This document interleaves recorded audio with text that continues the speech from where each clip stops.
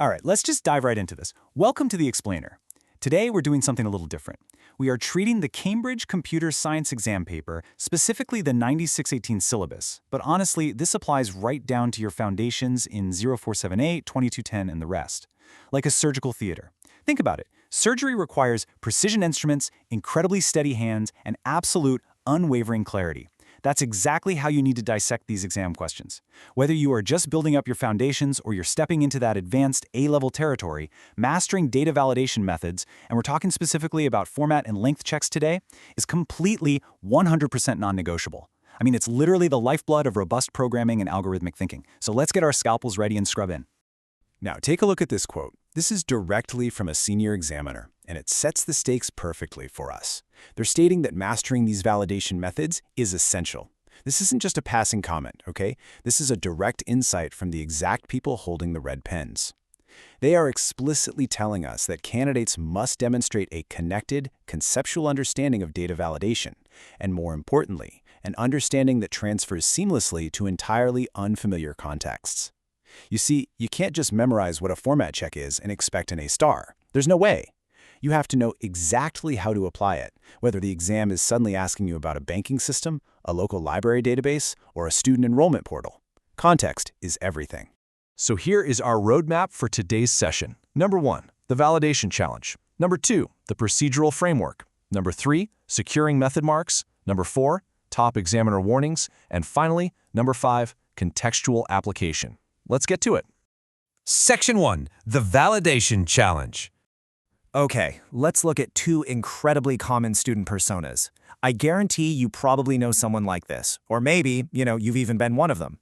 Imagine a real past paper question asking you to evaluate an algorithm's efficiency using a length check to validate a user ID. Now, look at Alex's approach on the left. Alex does the classic knowledge dump.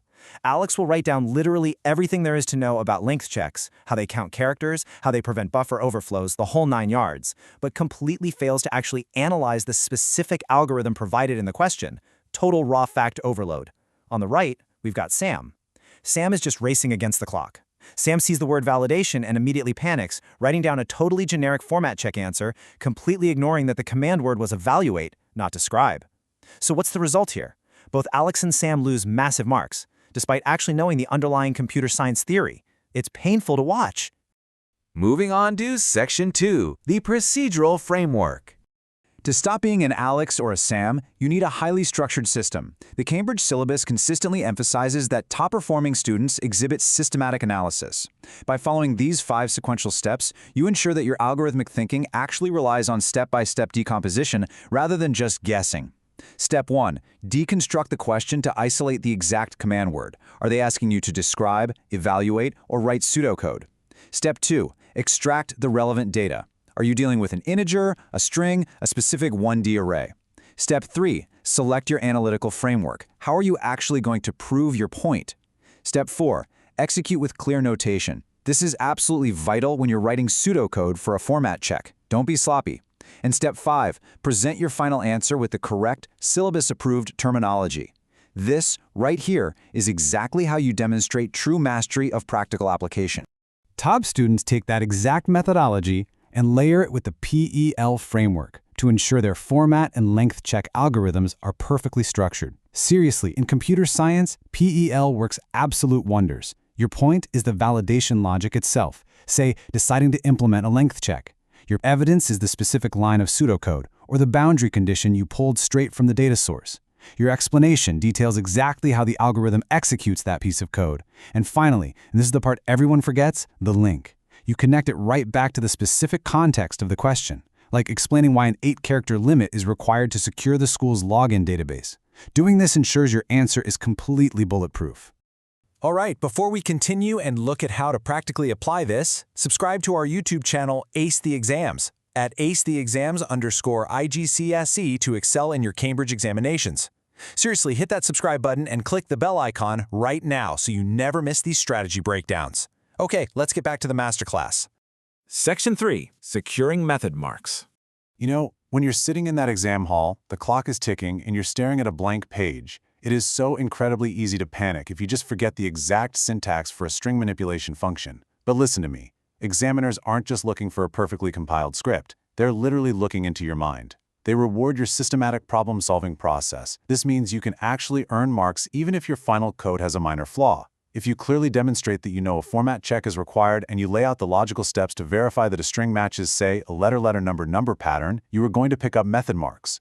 Even if you accidentally use the wrong substring command in your pseudocode, your logical decomposition and your appropriate data structure selection still prove you know what you're doing. So never ever leave a question blank just because you forgot a minor detail. Show them your logic. This deconstruct, solve, evaluate workflow is your ultimate blueprint for turning those dreaded red pen marks into green check marks. First, you identify exactly what the system expects. Second, you break the validation down. If a system needs both a format check and a length check, separate them logically. Don't jumble them up. Third, solve them one by one. And fourth, check for reasonableness. Guys, this is the step students always forget. Think about it. If your algorithm says a standard student ID number is valid at 500 characters long, your reasonableness check should immediately fire off alarm bells in your head. It should flag that something in your length check logic is fundamentally broken. Always do a quick sanity check. Moving to Section 4, Top Examiner Warnings. To actually secure those marks we just talked about, we need to look at the exact mistakes highlighted directly from principal examiner reports. These are the traps students fall into year after year. The most devastating traps involve ignoring edge cases in length checks or just slapping a generic format formula onto a highly specific problem. Trap number 1, using the wrong validation algorithm entirely, just totally misreading the scenario. Trap number 2 is fatal for length checks, forgetting boundary conditions. If the length must be exactly 8 characters, you literally have to test for 7, 8, and 9. Those are your edge cases. You have to prove the code handles the boundaries.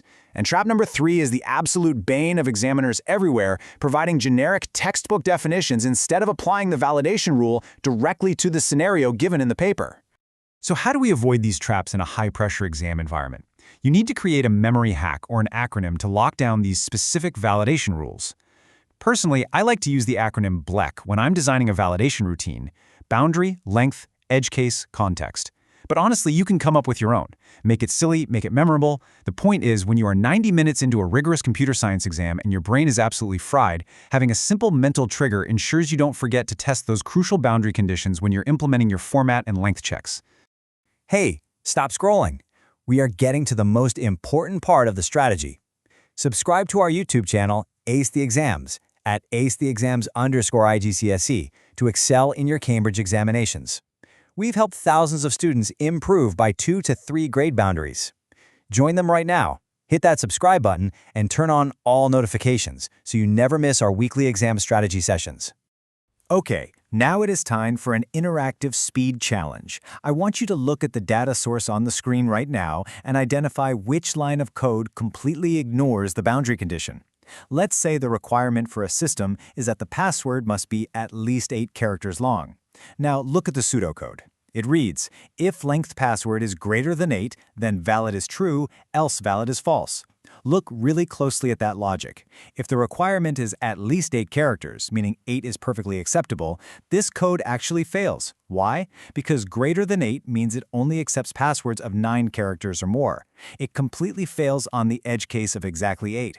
Spotting these tiny, microscopic logical flaws is exactly what separates an A grade from a C grade. Did you catch it?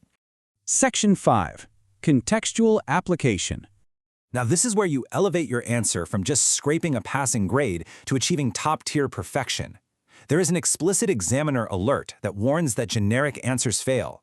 Let me say that again. Generic answers fail. You must always link your validation logic directly to the given scenario. Look at the generic output on the left side of the screen. Check if the string is too long.